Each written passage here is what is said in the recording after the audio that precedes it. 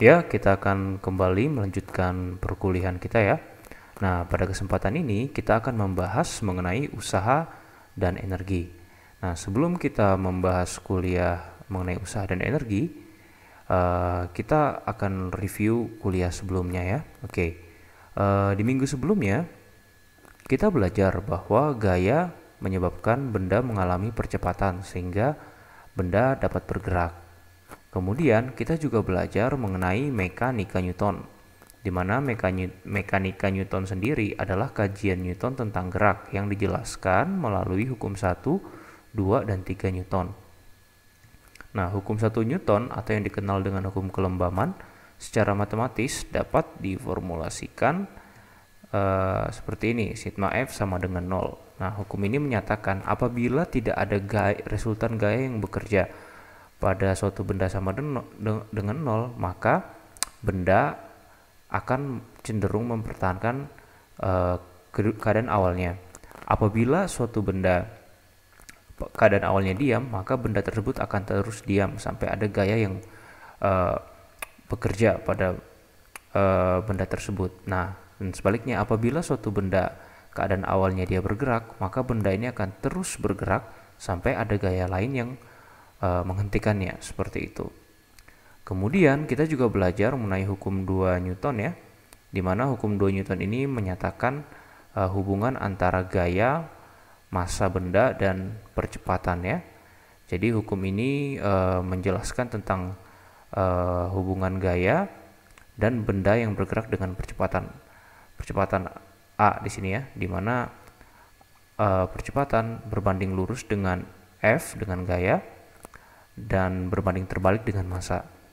Kemudian kita juga belajar mengenai hukum 3 Newton yang kita dikenal dengan hukum aksi reaksi, di mana gaya aksi itu besarnya sama dengan gaya reaksi namun berlawanan arah ya, seperti itu. Kemudian kita juga membahas beberapa gaya khusus ya yang banyak diterapkan dalam kasus-kasus hukum Newton. Yang pertama gaya gravitasi atau gaya berat, yang mana secara matematis dituliskan berat ya atau weight W sama dengan M kali G. Kemudian kita juga membahas gaya normal. Gaya normal ini adalah gaya yang diberikan oleh bidang normal yang tegak lurus dengan suatu benda yang menekannya, dimana apabila suatu benda menekan dengan gaya F, maka si gaya normal ini juga akan memberikan besar yang sama dengan gaya F tersebut ya. Misalnya seperti ini, apabila kita berdiri pada lantai ya, dengan menekan lantai dengan berat kita, maka si lantai akan memberikan gaya normal yang arahnya tegak lurus terhadap bidang lantai yang besarnya sama dengan berat kita, seperti itu. Nah, kemudian kita juga belajar mengenai gaya gesek, yang mana gaya gesek ini ialah gaya yang arahnya selalu melawan arah gerakan, seperti itu. Kita juga belajar ya ada dua jenis gaya gesek, yaitu gaya gesek statis dan gaya gesek kinetis. Gaya gesek sendiri secara matematis bisa dihitung dengan mengalihkan koefisien gesek dikali dengan gaya normal, seperti itu. Kemudian kita juga belajar mengenai gaya tegangan tali ya. Apabila tali ditarik dengan gaya tertentu, maka tali tersebut akan menegang, seperti itu. Nah, kemudian kita juga belajar mengenai beberapa penerapan hukum Newton. Yang pertama kita belajar penerapan hukum Newton pada kesetimbangan massa dan tali, di mana seperti ini ya. Contoh yang kita bahas kemarin pada sistem massa tali yang setimbang. Yang pertama kita ingat bahwa jika setimbang maka berlaku hukum Newton pertama, sigma F sama dengan 0 ya. Nah, kemudian juga ada tegangan tali di sana. Kemudian massa pada bidang miring ya, seperti ini. Nah, pada bidang miring ya, apabila massa pada bidang miring, dia punya dua kemungkinan. Dia bisa bergerak, bisa diam ya, atau bergerak dengan kecepatan konstan, atau bergerak dengan percepatan. Nah, apabila dia diam atau bergerak dengan kecepatan konstan, maka kita menerapkan hukum Newton pertama, sigma F sama dengan 0. Dan apabila dia bergerak dengan benda tersebut bergerak pada bidang miring dengan percepatan A, maka kita bisa menggunakan menggunakan hukum Newton 2 sigma F sama dengan M kali A, seperti itu.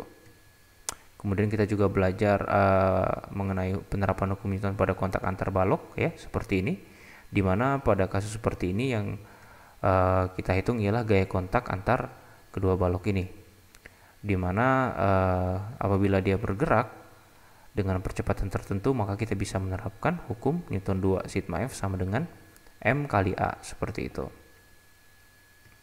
Nah, kita juga belajar penerapan hukum Newton pada gerak melingkar ya, di mana gaya sentripetal adalah gaya yang menyebabkan benda bergerak melingkar. Ya, seperti ini. Ada sebuah bola diikat dengan tali kemudian ditarik, maka tegangan tali ini berfungsi sebagai gaya sentripetal atau gaya radial yang besarnya bisa dihitung menggunakan hukum 2 Newton, di mana sigma F sentripetal sama dengan M dikali A sentripetal, yang mana A sentripetal adalah V kuadrat per R, sehingga gaya sentripetal dapat dituliskan seperti ini, yaitu M dikali V kuadrat per R.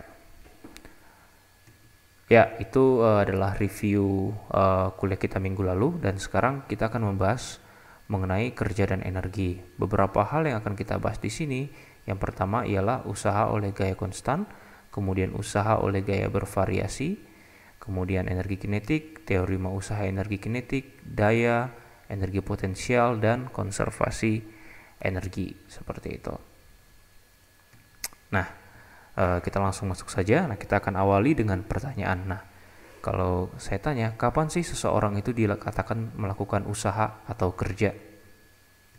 Apakah ketika sedang memasang lampu di rumah? Atau ketika sedang mengangkat kayu? Atau menyelesaikan tugas kuliah seperti para mahasiswa, ya seperti kalian? Atau ketika menulis makalah? Atau ketika mengikuti kuliah? Kapan seseorang dikatakan melakukan usaha? Nah, konsep usaha dalam fisika itu berbeda dengan yang kita pahami sehari-hari. Ya tentu kalau kita pahami aktivitas ini adalah usaha atau kerja yang kita lakukan. Tapi dalam fisika, konsep mengenai usaha atau kerja itu berbeda ya. Nah, kita akan lihat sama-sama. Nah, kita akan membahas dulu mengenai usaha oleh gaya konstan. Nah, untuk memahami konsep usaha dalam fisika, yuk kita simak percobaan berikut. Nah, di sini ada percobaan ya, seseorang mendorong sebuah penghapus papan tulis di sini ya, dengan gaya yang sama ya, tapi arahnya yang berbeda. Kalau yang A ini membentuk sudut tertentu, yang B juga sudut tertentu tapi lebih kecil dari sudut yang A, sementara yang C ini tegak lurus ya, artinya sudutnya yang paling besar terhadap arah bidang horizontal, seperti itu. Nah, pertanyaannya, mana yang lebih efektif menyebabkan benda bergerak, atau mana yang bisa bergerak lebih jauh? Nah, hasil eksperimen ini memperlihatkan bahwa di B, pada kasus B, benda bergerak lebih banyak atau bergerak lebih jauh dibanding benda A. Sementara di C, benda tidak bergerak sama sekali. Ya, jadi ternyata meskipun gayanya sama, ternyata usahanya berbeda.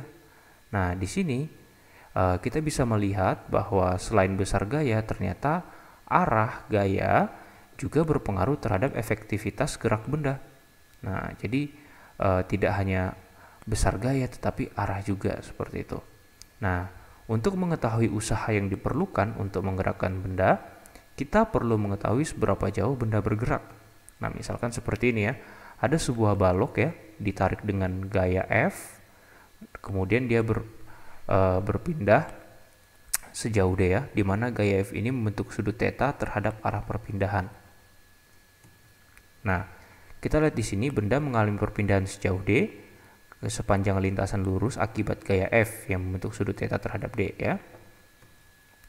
Nah, di sini usaha atau W ya, work, yang dilakukan pada objek oleh suatu agen yang memberikan gaya konstan adalah hasil gaya searah komponen perpindahan, yaitu F cos theta dengan perpindahannya. Nah, jadi besar gaya itu sebenarnya adalah